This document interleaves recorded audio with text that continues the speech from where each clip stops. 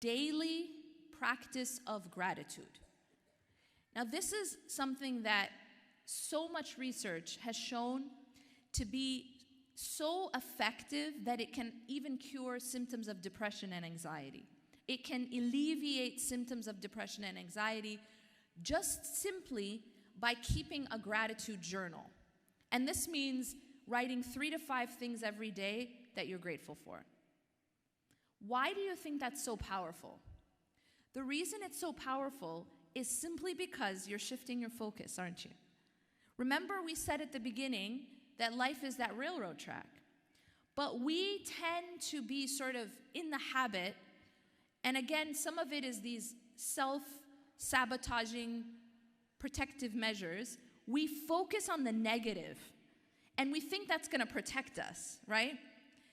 But by shifting your focus through the practice of gratitude, you're focusing now on the yusr, right? The ease in your life, the blessings in your life. So what happens to them, anyone? What happens when you focus on something? What does it do? What you focus on grows. And so what happens when you focus on the positive things in your life, the ease in your life, the blessings in your life, what happens is they grow. Their significance in your life grows. All of a sudden, instead of feeling stressed and poor, right? Because when you focus on scarcity, you feel poor. When you focus on what's missing, this is the thing. When you focus on what's missing, you feel poor. You feel impoverished. But when you focus on what you have, you feel rich. You feel full. And that has to do with focus, because nobody's life is perfect. And everyone has both ease and hardship. Everyone. No matter how rich they are, they have both ease and hardship. And no matter how tested they are, Allah also gives them ease. But you choose what to focus on. So by focusing on what you have, this practice of gratitude, it grows. And that's why you actually change your state.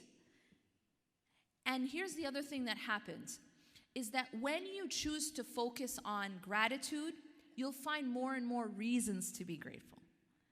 Because it's actually something neurological.